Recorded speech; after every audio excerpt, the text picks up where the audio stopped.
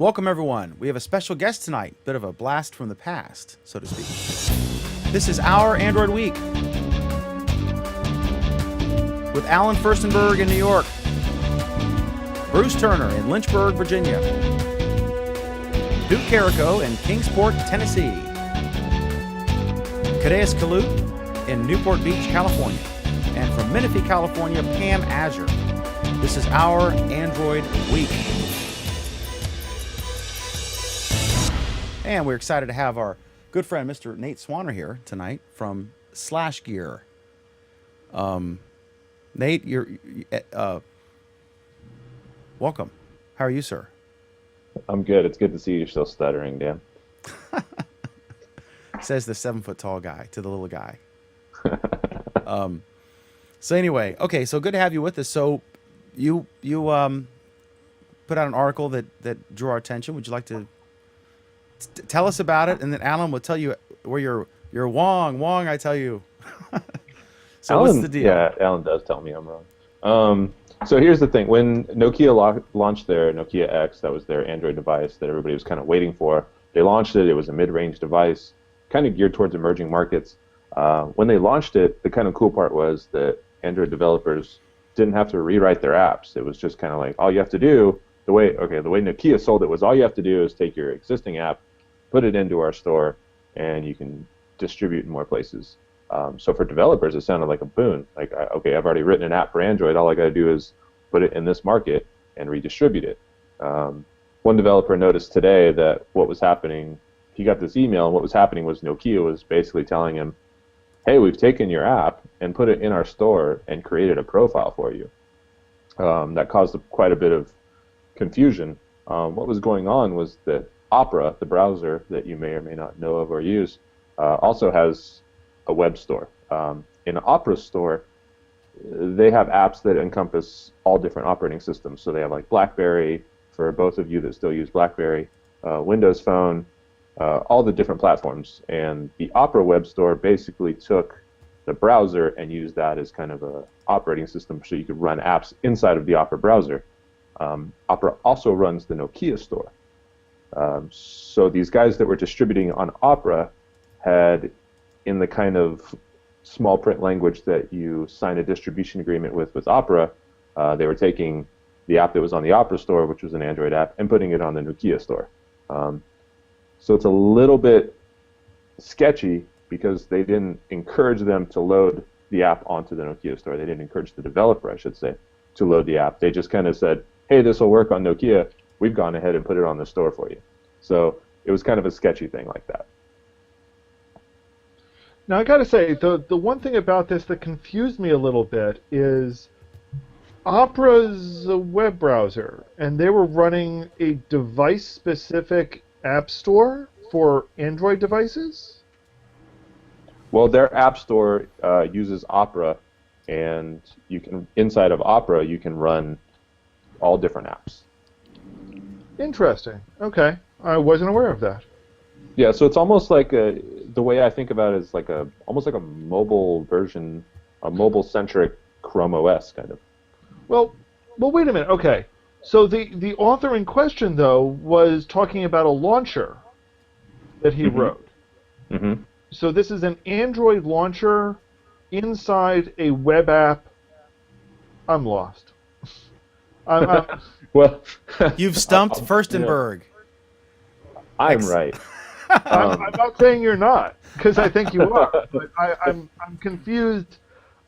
I'm confused about why Nokia. I'm confused about the chain of events that came to this, I guess. Well, the first thing to note is that it's like any other app store. It's a distribution point. So yeah, the launcher may have been in there, but that doesn't necessarily mean you can use a launcher inside of Opera. But you could use a game, like I could play a Windows game from the Opera store on a different device or in the browser. Launcher may not have worked in there. I don't know. I'm not entirely familiar on everything with the Opera App Store. But it is a distribution endpoint. Okay, so basically Opera was just using their distribution, was basically copying all of the stuff that they were distributing on one place over to another place. Right. So it would be like if, I don't know, Walmart bought Target and you were selling goods to Walmart, but you hadn't signed an agreement with Target, and then Walmart says, by the way, we're going to put all your stuff in Target too. You were just kind of like, what? Why? When did this happen? How are you doing this? Now, the other thing that wasn't quite clear to me from what I've read so far is I saw at least one person saying that although the app's now been uploaded to their app store, it didn't mean that it was available for download yet. You mean on the Nokia X? Yes, on the Nokia X, from the Nokia X store. Even though it was uploaded there, it was still saying, hey, we've made it easy for you to distribute your app on Nokia X by putting it there. If you want us to leave it there and distribute it, just let us know, and we're happy to do so. Yeah, what I'm understanding is that they uploaded it and created a profile for this guy. I don't know if it's anybody else or he's the only one at least complaining about it. From what I understand, they uploaded it to their store, made a profile for him, so it's almost like he didn't have to do anything at all. And his app is there, ready to go. I don't have a Nokia X, so I'm not able to test on it. Not to my knowledge. Well, developers might, but I don't. So what's your feeling about whether this was a good thing, B, an ethical thing for them to do? That's a really gray area. I'm not going to call it a bad thing, because I think for developers, more distribution is a good thing. I just wish they would have taken a more proactive approach in getting developers on board with whatever program they have. The way he's kind of selling it is that he just got this email one day that says, by the way, we put your app on the store, and created a profile for you. I would have much rather them go through different steps to say, hey, your app works. All you have to do is follow these 2-3 steps, links and emails, that kind of thing, and try to get him engaged rather than say, hey, we've taken this app that you've agreed to give the Opera store, and we're using it on the Nokia store. I mean, more distribution is great, but I think their methodology was really, really sketchy here. Question. To draw an analogy here, I recently went to Orkut, and I discovered, I was just curious, it's still there. Did what? And I discovered... No, don't answer that. Never mind. I'm sorry I asked. And, the Brazil social network. But I discovered that my updated profile picture on Google Plus and whatever updated profile information is on Orkut, which is a Google property, right? But nobody ever told me about it. Is this kind of the same thing? Yeah, I guess that's a decent way to put it for someone who's just Google Plus or a consumer.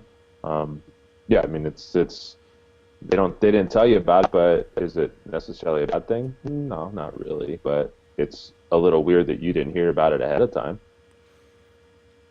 I think if it was a paid app, and they had transferred it there, and I don't know, was this guy's app paid or free? I think he has a free version and a paid version. So he might make more money. So I don't see where he would bitch. I'm not sure what the...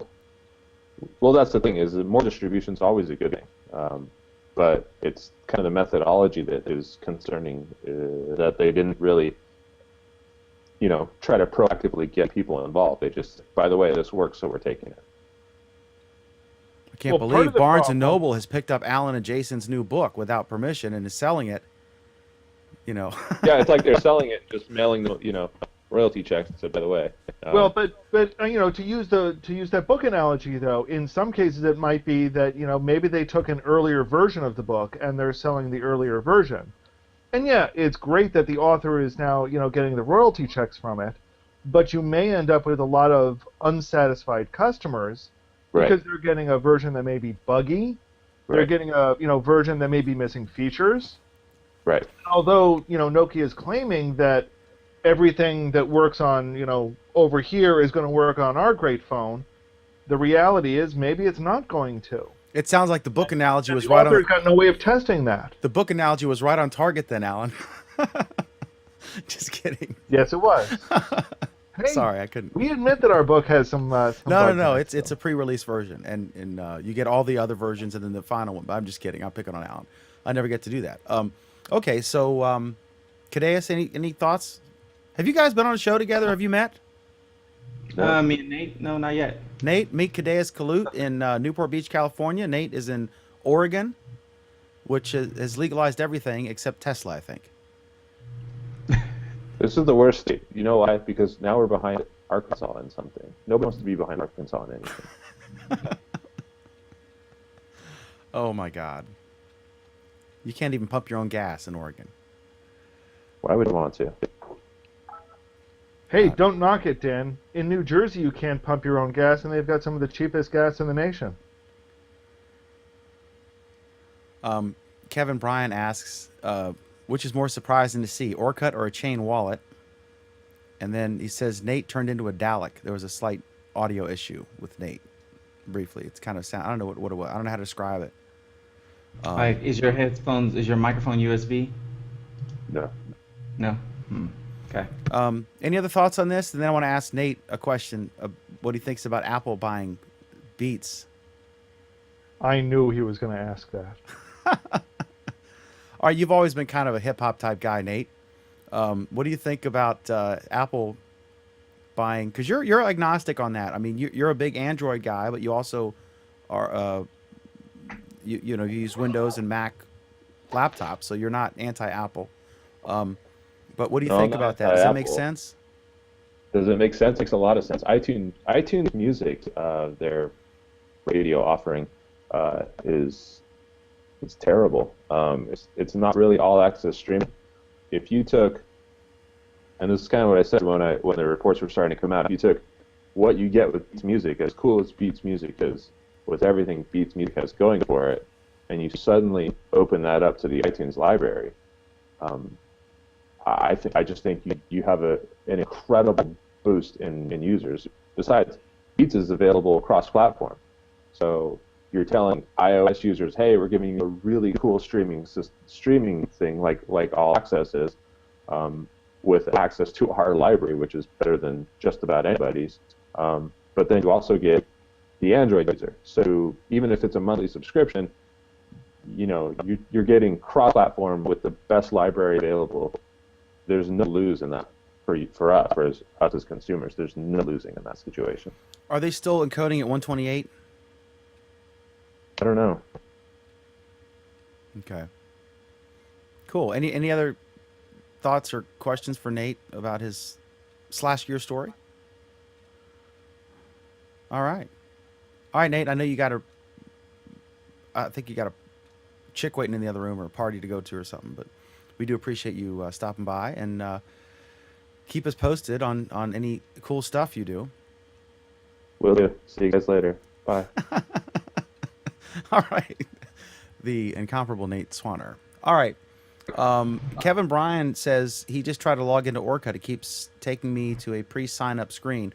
I logged in with my Gmail address associated with my Google Plus account. So it may only do that in that case because it may not realize your old login for Orkut is the same guy as Kevin Bryan on Google Plus. But Or I it don't may know. think you're coming from Brazil. Indeed. Hola, or whatever. I don't know, Portuguese. Okay, so that happened. All right. That's our weekly update on Orkut. All right, so next is LG posts a new teaser video for the G Watch. I panned this watch when I first saw it, but lately I don't think it sucks compared to the Moto 360. There's high praise from you. It sucks less, which is what every manufacturer wants to hear. So what do you guys think about this watch? It's not that, I think there's a general consensus that the Moto 360 is going to be the premium, expensive one, maybe $400, and this one is probably going to be like a couple hundred. Where general consensus means everyone's talking out their ass. Exactly. It'll be interesting to see. I'm still waiting to actually, see what we see on this whole deal. I think some of the things they were talking about with the G Watch or hinting at from this teaser video, have some promise. You know, it's going to be a metal case, so they're not cheaping out on the materials. They kind of implied but didn't state that it was going to have a very long charge time and a very easy charging method. And we'll see if any of that is true. What did you think of this, Cadeas? I actually, it kind of got me interested, but obviously that's the advertising, so it did a pretty good job. But I started to, the more I watch it, I've watched it 2 or 3 times now, and I start to realize that it's, you're still getting, it's kind of just like with the phones, you're still getting the same Android operating system. It's just, do you want the phone big or small? Do you want a large screen, small screen, longer battery? So it's just kind of more, I would say this is more you're choosing Android as the platform, but now you just need to pick the design. So if you like the square design and everything that they offer, then you go with the LG. If you go with the Motorola one, you got the round design. So it's kind of still a win-win for Google either way. So I'm stoked for it either way, regardless of what happens, because I want Android Wear to succeed. So. Okay. Yeah. What price point would be obviously like $99? All 3 of us would immediately buy it. At $400, we would think about it. What's that magic price point you think that would make this like a Chromecast where it just flies out of stores, sells out everywhere? In between $199 and $399. Really? Somewhere in there. Yeah. If it's doing all the right things that it should do, it could go off the shelves even at $399. Even if the Moto 360 was the same price? Either one. I mean, just Android Wear in general. Okay. Moto 360, I'm more prone to pay more closer to the 4 than I am with the LG. Of course, you own literally every gadget ever made from the Atari 2600 forward. You actually bought ET. Okay. All right. So one of you guys, I think it's Alan, has maybe an attenuator setting of some sort, or it could be something on my end, but it's. Mute yourself, Cadeas, real quick for me. It's Cadeas. It's not Alan. It's it sounds like you have an attenuator setting of some sort. So when you're not talking, it's picking up room noise, and then when you talk, it goes away. I'm not sure if there's something like that. But that's okay. So Kevin Bryan asks, why is Apple partnering with a big name brand like Beats? Isn't Apple's best branding Apple by itself? Isn't this a misstep? They're not partnering with a big name brand like Beats. They're buying. They bought them. Yeah, they own Beats. And we don't know if they're going to change the name, right? They could change the name, or they could keep it. Is Dr. Dre still? Is he like paid? Did he make it, or Dr. Dre just advertised this news broke when he advertised the fact that he was now a billionaire. Okay, so it really is Beats by Dr. Dre. I mean, he was part of the startup or created it or whatever, right? He's not just like they paid a celebrity to endorse it. Like, I don't think George Foreman is making freaking grills, right? I mean, but like Jimmy Dean really did raise pigs, you know. He was involved in the company from the beginning. Okay. So he has got some game now, money-wise. Not that he didn't before. I've always been a big Dre fan, as Alan is, I'm sure. Okay, so there we go. The G-Watch, we'll see. I can't wait to find out what the pricing is and the release date and compare that to the 360. I still think we'll find all of that out at the end of June, I am sure. Absolutely. And Alan will be reporting to us, hopefully more so than he did last year. He was really good the first time, but then last year he kind of slacked. Totally slacked. I don't think he phoned in at all. Okay, next up is this details leak on a 13.3-inch tablet from Samsung. I got to tell you, I'm seeing folks, Sprint has this deal. You get a free, it's a Galaxy Note 10 or Note 7. No, it's a 7-inch Tab, Galaxy Tab 3. They're giving it away, and the plan, I think you get 1 gigabyte a month, which is fine for most people. You just, you're not going to be out watching Netflix in your car all the time at that level, but it doesn't count when you're on Wi-Fi. It only counts when you're mobile, so that's fine. Especially my neighbor, he's actually my driver. He has a feature phone, right? So this is his first modern Android or modern smartphone of any kind or smart device experience. And that's an attractive price point. It's a 2-year deal, $15 a month, a gigabyte, and the device is free. And it's an attractive tablet that looks and behaves very similarly to my Nexus 7. So anyway, so Samsung's coming out with this 13.3-inch tablet. It seems a bit large, but I see I see a lot of them at Costco, and You see a lot of 13-inch tablets at Costco? no, I see a lot of Samsung Galaxy Tabs or whatever the hell it is at Costco, and I see Do these you in the realize wild. this tablet is bigger than the smallest Apple MacBook? It's big, no doubt. I mean, what the hell? It's like half of a Surface, the Microsoft clone of the Transformer Prime. This is just freaking huge. That's about all I have to say about it, is that it seems freaking huge. What's the practical application for this? Well, There isn't one. let's see. You could probably swat at Godzilla and take him down. Can use it instead of a television. You know, I think this is bigger than many televisions were when they first came out. Oh my Yeah, God! that is true. Use it as a surfboard. I don't think the screen's 4K on this one, so I don't see the reason why you needed it this size. If a black bear rips down my screen door, I could put my Samsung tablet in front of my doorway Okay. and keep out other animals. So it's big. It's a large tablet. A lot of tablet to love. All right, so that happened. Okay, next up is I haven't seen this. When you guys added this, Samsung Mobile tries to undermine Samsung TV. It sounds like Google Wallet versus Google Wallet versus Google Wallet, Mr. Furstenberg. No, it's even stupider than that. Because Google Wallet, and Google Wallet were all trying to work with each other.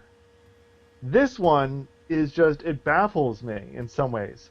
I originally was going to spin this as, and I put this in, I was originally going to spin this as Samsung takes the complete opposite approach for video distribution than everyone else on the planet does. But then I realized that really they were competing against themselves. So what this is basically is it's a 1.5 terabyte hard drive with a Wi-Fi hub in some ways to it, so that you can connect to it from up to five devices, including your phone, your tablet, or your computer. Doesn't require an internet connection, and you're able to stream videos from this machine to your phone, tablet, or computer. One of the things I notice is missing from this is you can't stream video or photos or music to your television. So they're essentially saying that they think in the future Samsung TVs are going to go out of business, but Samsung tablets are going to be how everyone views, movies and listens to music and so forth. And I think this is an interesting angle. It's certainly different than what Amazon Fire is doing and what Google is doing and what Apple is doing and what everyone else is doing. It's interesting. I think it's niche. I don't think it's going to have many buyers. Not But that it's interesting. that's not stopped Samsung before. Question. Sure, like with this 13-inch monstrosity. That's it! You put the 13-inch on the wall, you stream to it from this device. That's what it's there for. Is it okay if I take that cut of you saying 13-inch monstrosity and turn that into some sort of meme for Pam? Ooh. Would that be okay? So, not to digress. Okay, so traditionally, Which we never do. correct. Traditionally, somebody would win, and everyone would use that. Beta versus VHS.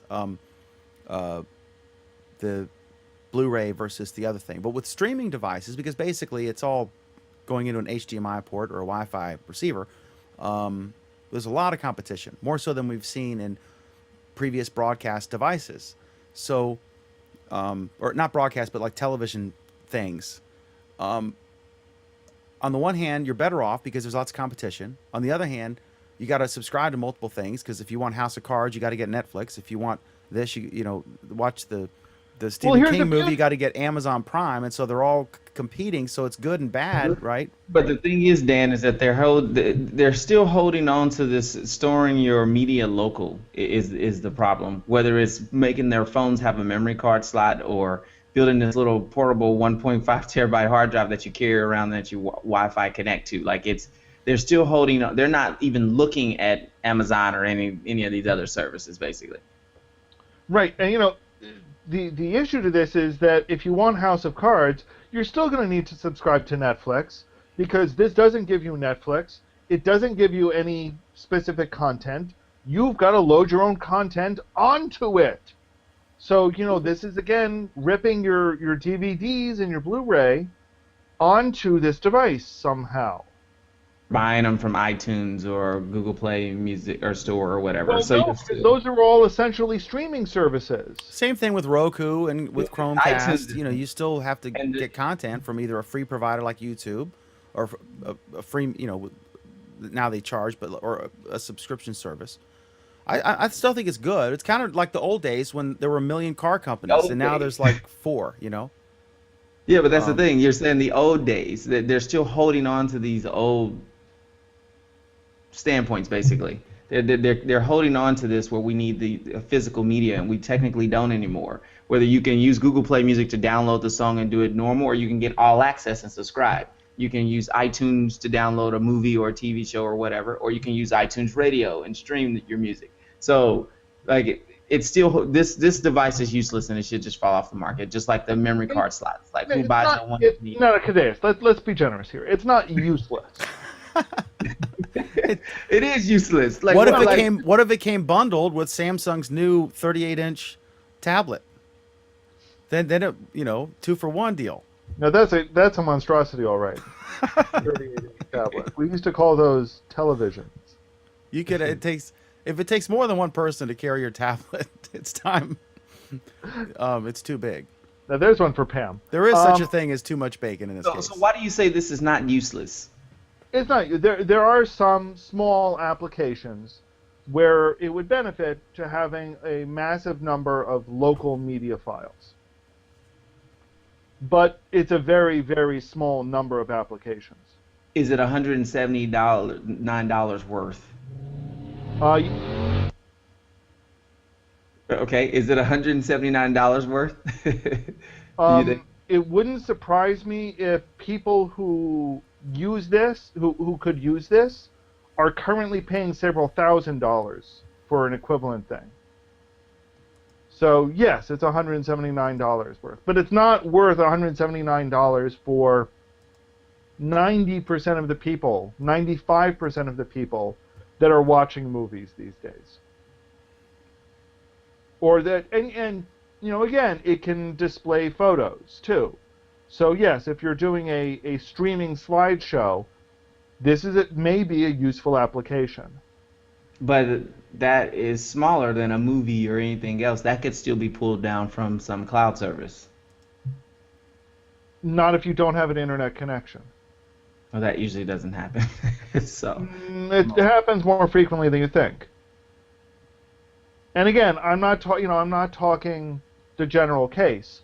I'm talking some very specific applications, you know, where yes, it's just easier for you to, you know, stream it off of a media server than it is trying to get off the, you know, trying to connect to the internet. I mean, you go to any convention, and you might as well give up trying to get to the internet, which is why Dan didn't get any reports from me last year. You know, if your network is saturated for one reason or another, you've got a choice. You can either, you know, stream something crappy or not stream it, or, you know, bring a local copy with you. And this is one solution to that local copy. Now again, it's rare, but it's real. okay. Yeah, in cases like that, you can't be at a good old POTS line. Oh boy. especially now because no one uses them. So there's lots of No one uses extra them because the spaces. thieves are stealing the copper right off the poles and selling it. In Front Royal, they building a new jail, and they in the construction site, they stole the copper from the freaking jail. How embarrassing! The sheriff had to announce that the thieves came in and stole 50 grand worth of copper from our jail. Oh my God, nowhere's safe. All right, so kudos to Samsung for two incredibly innovative products. Sadly, none of us will buy any of these to review them, but I'm I sure. don't know. Maybe I'll buy that streaming thing and hook it up to my queue. I would have bought this three Compatible? years ago.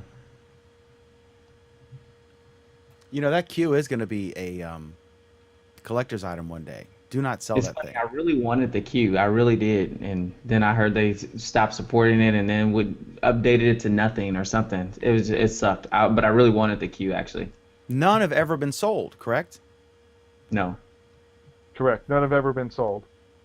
But really, Well, there's they were, nothing and then that they the were Q unsold, offers right? you that a Chromecast doesn't give you these days. Right. Really. Well, I guess they were sold, but then they got a refund and they got a free queue, right? Didn't they send them the one and said like, then they ended up saying, okay, this is a major fail. We're just going to give your money back and you can keep it, or something like that. So I think it's going to be a collector's item down the road. A rare Google misstep. All right, so next up, because there are most of them are websites like Reader. I mean, you can't like I have an old Reader here. I mean, the queue is a physical thing. All right, so next, states pass kill switch legislation against wireless industry wishes. I swear to God, we talk. I can't imagine what this is a thing where if your phone gets stolen, the phone company has to do something to permanently disable that phone from ever being activated again, because they've done this largely in the United States, and the phone company says this is unnecessary, blah blah blah, because they actually make money when people activate the phones, and then they sell you a new phone. And so that's their vested interest. I don't see how they can, with a straight face, argue against why they haven't done this themselves. This just makes common sense. There Because are it doesn't make common sense for them. It gives them absolutely no benefits whatsoever. There is absolutely no reason why a carrier would want to support this. It gives them nothing. It costs them something. That's what it boils down to. What's the difference between a carrier that has the technology to install a kill switch and does not do so, and a pawn shop that knowingly accepts stolen property and makes money off of it? What's the difference?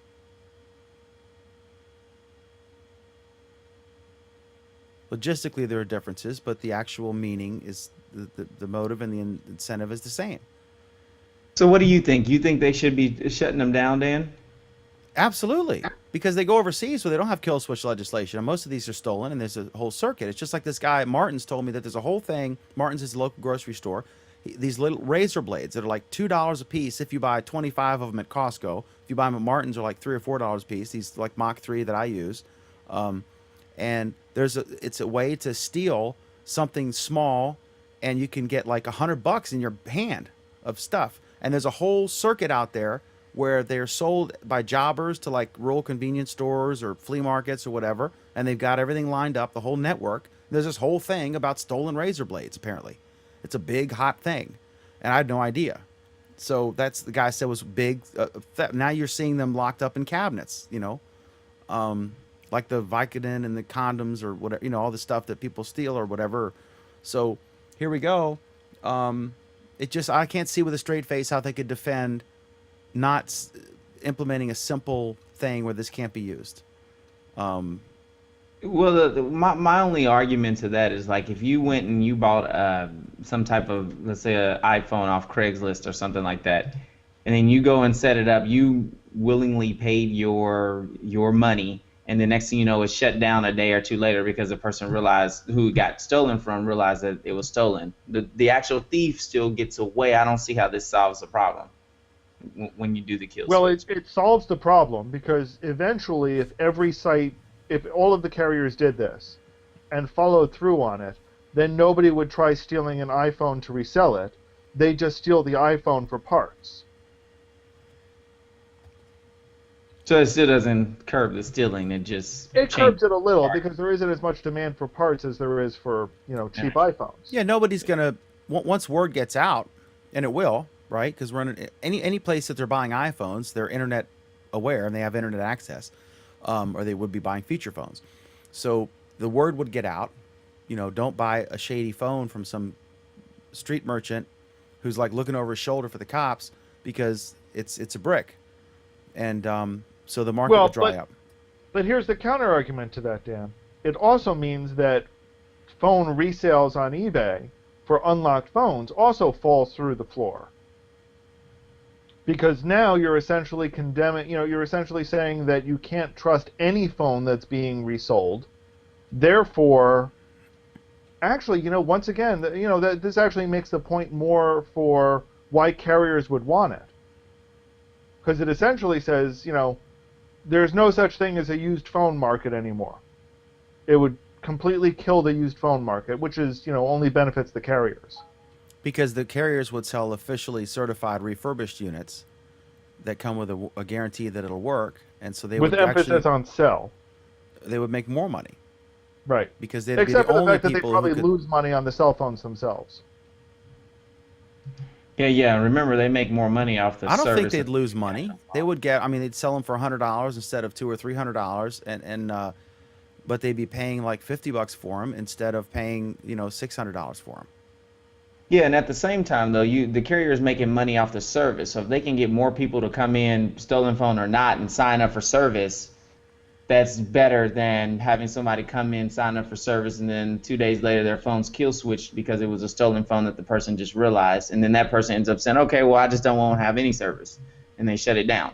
Like so it's a Or better they end up incentive buying a for them. phone. But if someone comes in with a pre-existing phone, if you sell someone one of your old phones and they go up to activate it, they got to sign a two-year deal in most cases, unless they go with T-Mobile or something. But most people are going to go with Sprint, Verizon, or AT&T. Right, and it's the 2-year deal that includes includes subsidizing a phone, even though you're bringing in a phone. Correct. So So it's those really to prices their are no benefit. different. Right. The carrier benefits dramatically if you bring in a stolen phone, because Right, then that's they don't why have they to don't want pay to kill $600 to buy the freaking phone. But they're giving why you they for don't want to 99 kill cents or someone. whatever. Right, so that's what I'm saying. So it's not in their benefit or anybody's benefit really for them to do the kill switch thing.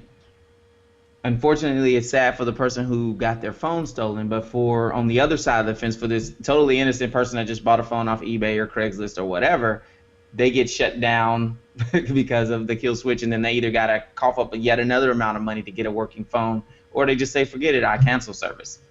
So like this, so it's better for the carriers to not do the kill switch thing, because again, the carrier is providing service. They're not building phones, and there's not a Sprint phone. You get a Motorola, all the other ones. Here's what it boils down to. Let me ask you this, Dan. What if, in a hypothetical future that will never exist, but what if the cell carriers actually only sold service? You can't buy phones from them.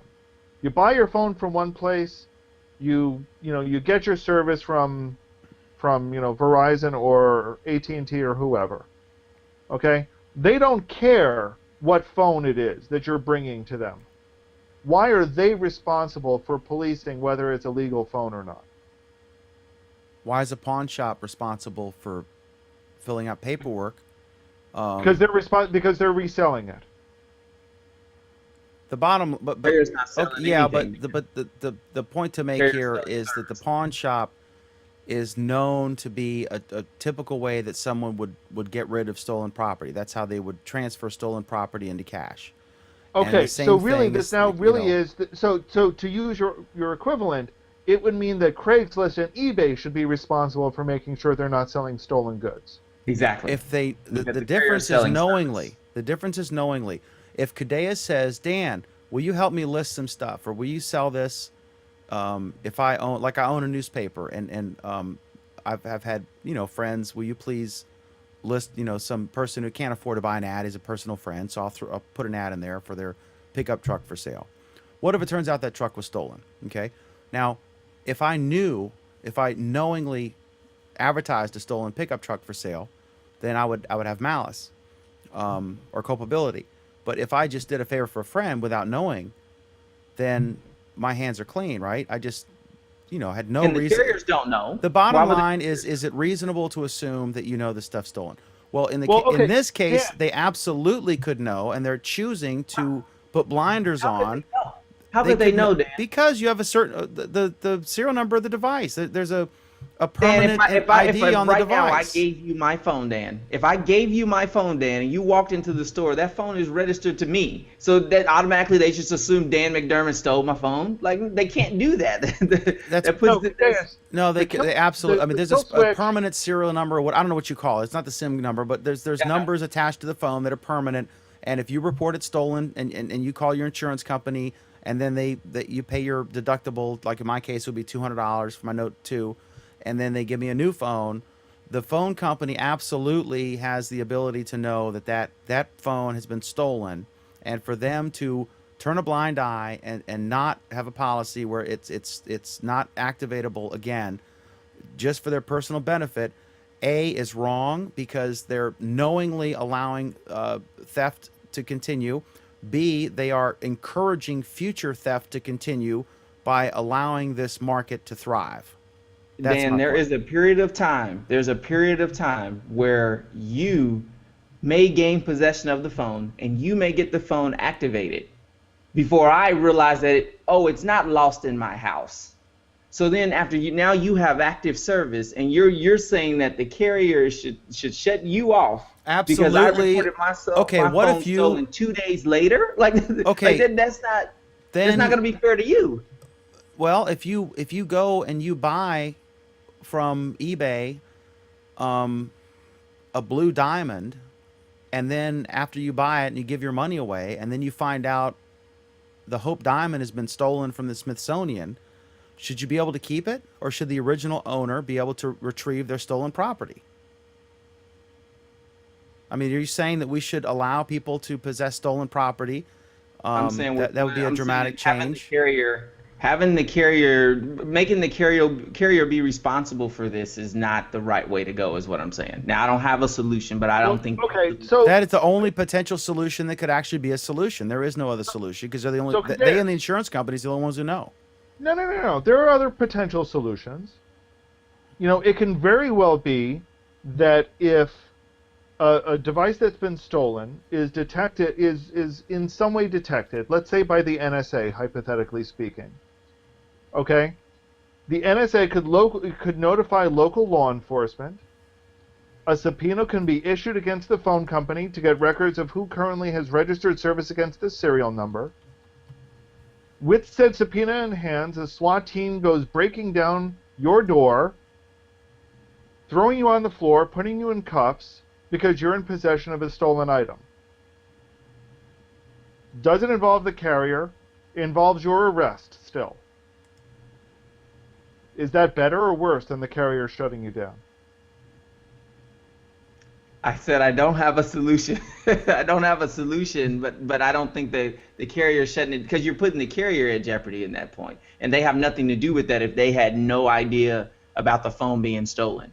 Because there's no way to determine whether somebody walks into a store, there's no way to determine whether I'm giving you this phone or you stole it from me last month. Well, but here's the thing. Bullshit. The odds are that phone's going to be reported stolen within a day or two once the person realizes they can't find it anywhere. And once they notice that all of a sudden there's 50 games or porn apps that have been purchased on the account, they're going to call it It's not in. on that same The account, odds Dan. that that It thing has is to going to be be fair. shipped. Dan, The Dan, odds that that you went phone off- is going to Dan, be you went off shipped. the rails.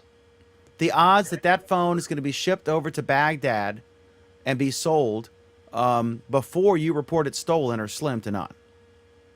Okay, so So the you kill are switch- you are saying that let's keep the status needs to be on the quo Apple because of an side. edge case.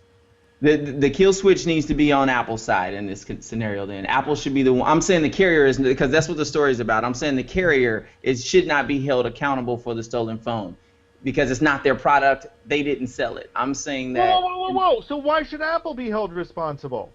Apple is Apple's product, so they should be able to do the kill switch. No, that's nonsense. Because Verizon, because AT&T is the one selling the phone.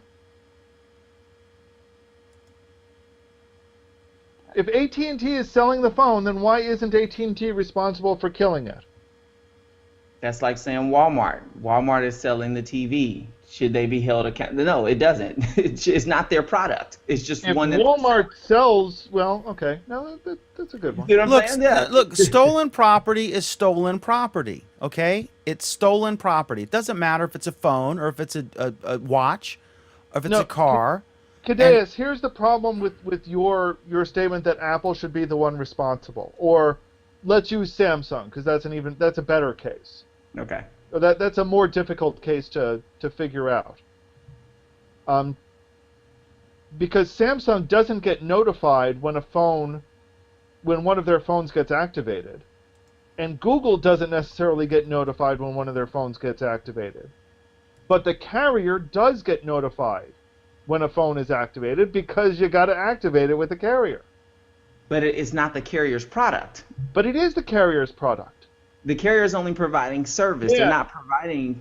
Dan, where'd you buy your Note 2 from? I called Sprint because they would do. Thank you. Look, I mean, what other industry is allowed to knowingly receive or deal with a knowingly stolen item and turn a blind eye and not report the crime? The automobile industry.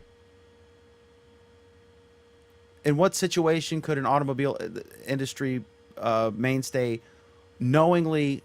In every case. That's what auto theft is. What do you mean? I mean, how does it? What segment of the automobile industry knowingly? The highway system.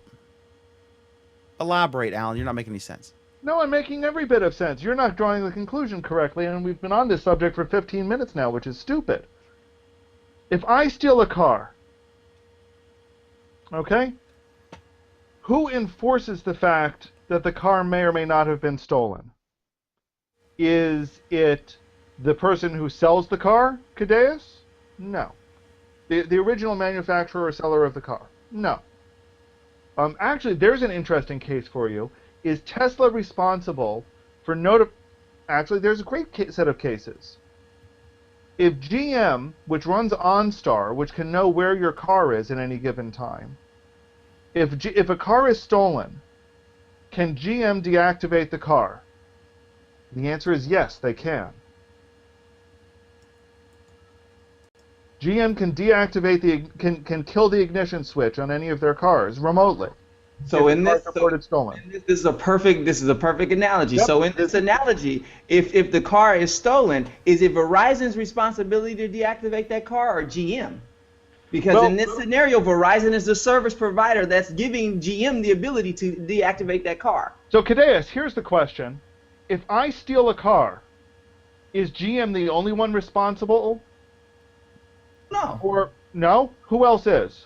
I mean, there's a lot of variables in there. I just choose that the service provider shouldn't be the one to have to deactivate it. I feel that the carrier in this case, So Cadeus, to use your analogy, to use the car analogy, you're saying that the California Highway Patrol shouldn't be responsible for enforcing that stolen cars aren't used on the California highway system.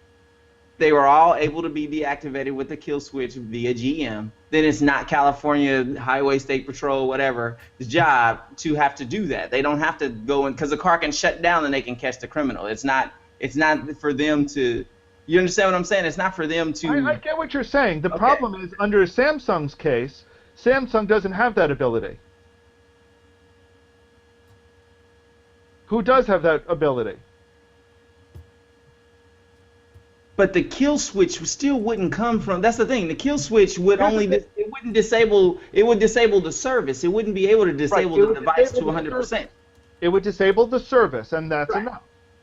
You think that? But if it's going overseas, it doesn't matter at that point. No, because until you get every service provider providing that ability. Right, or you can just have the manufacturer do it. Right. Here's the thing: we already have the ability to kill the phone.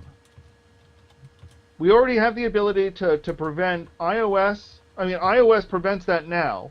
Android does it almost as well, but not completely as well.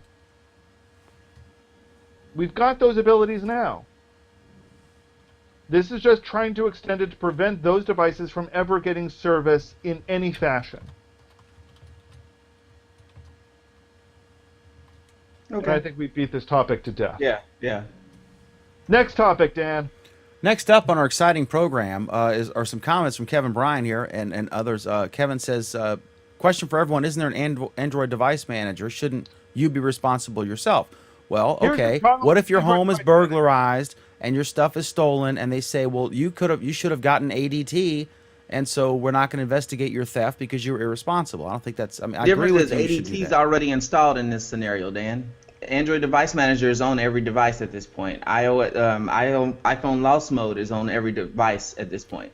Correct, and that's a new thing, and great. So yeah, That's honestly, awesome. it should be left up to the person, But the individual. what if who the has stuff person is like my driver who has never had a smartphone before, and you know, I don't know nothing about no apps, you know, yet. I mean, is he now responsible because he's not technically savvy enough to activate that? No, the Yeah, but first thing after that he you- does when he goes to the cop and says, my phone's been stolen, they say, okay, we'll deactivate it. It's built into iOS. It should be built into Android at this point. It is. Is Android Device Manager required for every phone? It's in once you make your Google account, it's there. Just like once you make your iCloud Okay. account, it's there. But So- here's the problem with the Android Device Manager. Okay, if I've got a popular phone and that phone is stolen, I can wipe it, install CyanogenMod, never install the Android services, and it never gets seen. Same with iOS. Another great. No, iOS is trickier. It does work. It does. The most recent versions of iOS actually build it into the firmware. Still ways around it, just like with Android. So Look, nothing's foolproof. Okay. I'm just gonna say what the truth is. The bottom line is, if they can easily curtail phone theft, and if they know that the phone is stolen, it's irresponsible for them to perpetuate the stolen phone market for their own gain. Although I don't even know what the motivation is truly, because most of these go overseas, because it's largely not a U.S. problem, because they've been pushed kicking and screaming. I mean, why do they give a damn if SoftBank benefits, you know, or something? Kevin Bryan says, this is actually the best argument against what I'm saying. How many angry girlfriends are going to report a boyfriend's phone is stolen? Yes. Should the carriers deal with stolen goods, or the police, or someone else? I think it's stolen property. I think all the above. If your phone was physically stolen, you know, you could call the police and they could look at if you know, mine was stolen. I think I had it on my car and I was leaving a whatever, Miles, France. Okay, here we go. This is good topic here, or good comment. Go ahead. Read it, Cadeas. Unmute yourself, Cadeas. Jesus. He has the big. I said it like 4 times. You're killing the topic, Dan. You're killing the topic. Let's move on. What's next? Cadeas is his microphone's like bigger than Glenn Beck's freaking microphone. And it's always off. All right. So next up is Sprint. Okay.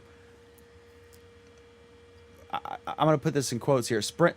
The title of the article is Sprint fails miserably in trying to defend their new data throttling practice.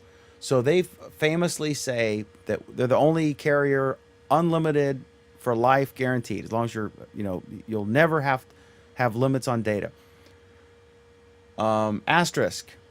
They all have an asterisk, right? Sometimes some will shut you off, some will charge you more, some will reduce your speed, like move you from LTE to 3G or what have you. What Sprint's doing, honestly, I can't blame them, and it seems I reasonable. can! Watch me! Okay, let me say this. It's the passionate topic for me, so. All right, so obviously, the obvious point here is they should build enough network out. No, Dan. So Dan, this is not you gotta necessary. explain- What are you talking about? No. Explain what they've said is that they will do bandwidth throttling if you are on a cellular node that is overloaded, Is congested. that is congested. Right. So if there you is are in congestion, if you are in Hurricane Katrina, New Orleans, and everyone's trying to call. There's like one cell tower left, and everyone's trying to call mom and say I'm alive, and there's some asshole who's watching Netflix, then they're going to throttle him a little bit so that you can call and say your mom, you're alive. And then as soon as they fix all the other stuff and it's not congested anymore, then there's no problem. As soon as that tower ceases being, this is what they're saying, right? So we don't know if that's true, but as soon as it stops being congested, or if you're driving and you hit a tower that's not congested, then you're back, regardless of whether you're a data sucker But or here's- if you just here's use the it for problem email with once a that. week. Go ahead. Here's the problem with that. Explain the problem, Cadeus. First off, Kansas City is screwed because they're totally overcrowded there. So that city in between, I would want to say noon and really 8 p.m., they will have little to no data if they even get it now as it is. They're going to have little to no data. So that's the first thing by it being so crowded. Secondly, I'll stop there and let you comment. No, What, you got it Kansas City, exactly. Kansas What or the- Missouri? What? Kansas City, both Missouri and Kansas. That's one market. They're totally screwed. They're totally. Because I have no screwed. sympathy for the Missouri side if they're getting ready to ban Tesla. Oh God. So I'm for the Kansas side. But they've got Google Fiber, Dan. True. So there's that. So here's So the that city is ruined most of the day. here's the problem with this argument, and it's the same problem we have with ISPs, who are, screwing up their peering arrangements. It boils down to you've now given absolutely no incentive whatsoever for a network provider to improve their coverage. Okay, you've given them no incentive to add towers. You've given them no incentive to add capacity. If they can easily say, we're a little crowded here, rather than putting up another tower, we'll just leave it crowded. And that's what's going to happen. And we know that's what's going to happen because that's what the ISPs are doing right now. That's pretty much what they've done. That's how Sprint handles it. That's what they've done in Kansas City all this time. It's been like this for freaking 15 years, and yet they still have not went and tried to improve the network. All they do is try to spread out the customers and try to make customers leave and the whole 9 yards. Like this is not going to solve the problem. This is only going to make it easier for them, really. Right. This is really an indicator to me that many of these companies just don't care about the high-speed data. They'll use the high-speed data to their advantage to try to get clients, but they don't care about the high-speed data because that's expensive. And it is expensive. Okay, so you're wrong. I think... You're wrong because Huh? the analogy to an ISP is different because for the vast majority of people, they have one choice if you want real fast broadband. I mean, there's that shitty DSL from the phone company, but typically there's Comcast or whoever it is, and that's your only choice. With the phone, it's different. If I get pissed off at Sprint, in my case, I'm actually a bad example here because I live in the woods and Sprint is my only option. But if I were in a city or in the town of Front Royal, just 8 miles up the road, I could choose. There's a bunch of Verizon stores. There's AT&T stores. There's T-Mobile. Then there's explain why Sprint. people don't switch. They don't switch. This is why they don't switch. They don't switch because each carrier is offering something unique that's different. So regardless of, hey, there's a choice, there's just only an illusion of choice. It's really not. This is why they're pushing the family plans because you're a year into your contract. Then you get one for Charlie. Then you get one for one of the exchange kids. All of a sudden, all your things are staggered, and you save a bunch of money because it's all one plan, right, with a bunch of different phones on it. It's so cheap. AT&T that's where they're pushing these things. There's no freaking way for you. You have to plan years ahead of time and sync everything up, But and then you're paying more because the Dan, kids on. It's very difficult to divorce yourself from these phone companies.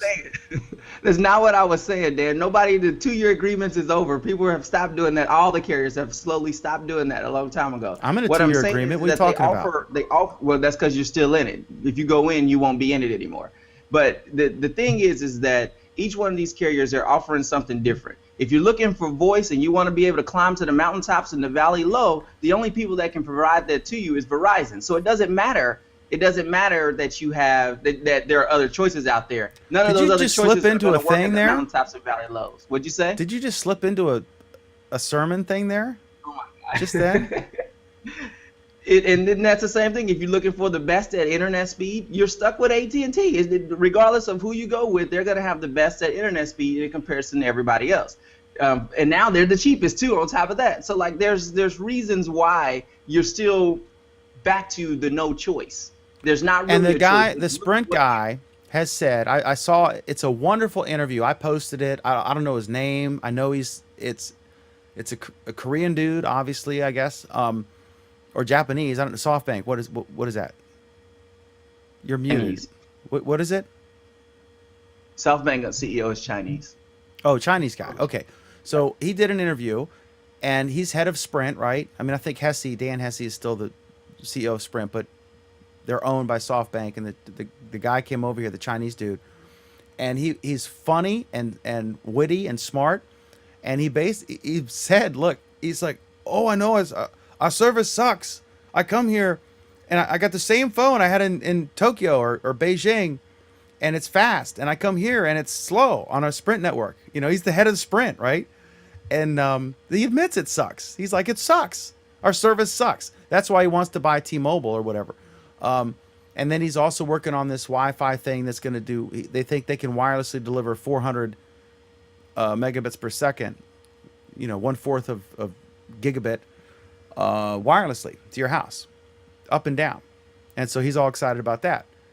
And you know, obviously, I'll believe that when I see it, right? But still, I think that for them to say, look, we know our service sucks. We're trying to fix it. We're trying to, get modern. The bottom line is this: nobody else is offering unlimited data in the purest form. Sprint was the only ones left, and so there's nowhere else for you to go to get that. So they can do whatever they want to do in this scenario, and you're not going anywhere. Are you going to go sign up? But for Sprint to say it's unlimited data is like saying the phone company has unlimited DSL, or you can do Comcast and get like 10 times the speed, but yet you're throttled. I mean, or there's a cap. I mean, it's not really apples and apples comparison. Because Sprint is Right. the shittiest carrier. But again, they're no longer at this point. They're no longer unlimited because the majority of their markets are overcrowded. Particularly Kansas City. They're still unlimited. They're just not unlimited at full speed. Yeah, that's T-Mobile's claim.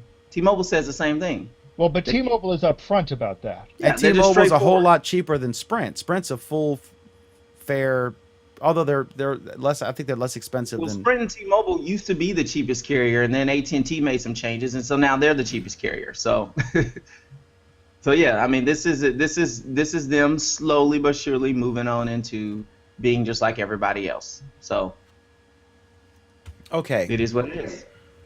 All right. There. Settled. I don't think we've agreed on anything, except it was good to have Nate back. All right. Next up. Coming up Friday on Google Plus Week, we've got some interesting stories shaping up. We do. And one is, and Kevin, I'm going to bring your comment up here. Or no, wait. Okay, I'm sorry. Let me. Kevin Bryan said, I'm going to talk about the Tesla thing. We can talk about it Friday. But Kevin says, I understand why places want to ban Tesla sales. Tesla needs to set up dealerships so that you're not hostage to Tesla alone. Just because Tesla gives good service now does not mean they'll do that for the future. Sorry, Kevin, you're wrong on this one. Yeah, But I love nice you, try. Kevin. I love you. I want to give you a big hug as I say bullshit on that comment because if your car breaks down, I saw a guy said like my car breaks down. They show up like the next day. They give me a loaner for a loaner Model No, S. Dan, you're not addressing his issue. No, he's talking about how the big argument is there were a bunch of the big argument for dealerships. These are 100-year-old laws because there were all these companies and they would just suddenly go out of business, like Tucker. And there was Man, I no thought like this you was buy a car Friday. from a California company and you're in Wyoming and you're screwed because like you're gonna drive there and sue them and drive back again for the court date and the company's bankrupt. So there was like a local dealer and they might carry several different brands and then you had someone you could go with a baseball bat and beat the shit out of them. If you Well, damn, we sold don't you do a that in lemon, modern and they would times, but this service is a the Friday car. topic. They would service the car locally, right? But in this case, you don't really need to service it because they come, they give you a free loaner, they haul it away. But what if they don't?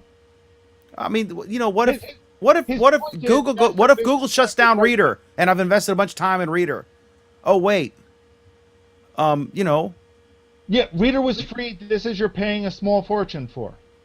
That's the difference. I mean, I just, but clearly that's not anyone's motive here. The motive is the dealers are paying the politicians donations, and the Right. No. politicians are looking out to pick the winners and losers and trying to prevent disruptive technology like Tesla, just like they're doing to Uber. They literally in D.C. were or San Francisco, I forget, one of the states, they were literally arresting Uber drivers. But then this is a Friday topic. I agree. Okay, so Friday, two really interesting topics here. Amazon has banned the company that threatened to sue a negative reviewer. So we talked Which we about covered this. last Friday, and we'll be following up this Friday. Do you, it makes sense The though. other story is This is weird though, Alan, because the review I think was over the top, and you are responsible for your what you say, regardless of the forum. If you make stuff up and it damages a company, then you should, you're liable for that. You could be sued. But Amazon happens to have a policy where you are not allowed to ask if you're selling on Amazon. It's against the policy for you to ask a reviewer to take down a negative review. And so Amazon has banned the company. And Amazon was the only place that the company sold their routers. So they're screwed. But really, they were right, kind of. But they didn't read the fine print. They may have been right because the guys deleted his initial review. So I can't say, but it's very interesting. We'll talk about this Friday. And then the next thing is I saw this tweet today that really upset me because I'm going to share the screen here. It's from the site watchdog.org, which does I follow them on Twitter because they have come up with some interesting stuff in Virginia. And this one says internet neutrality nuts. Okay, internet neutrality nuts won't be happy until government controls the web. So I saw that and I was like, whoa, okay, so now I'm already pissed off. And then here we go. Angry liberals are set to descend on the Federal Communications Commission to disgrace themselves by shouting down the proceedings. The lead group involved has sent out an invitation, the group's Free Press, asking people to bring pots, pans, or whatever else you can bang on so the FCC hears our message loud and clear. So first off, the idea of doing that is stupid, and those guys are idiots, and anybody who participates in that is an idiot.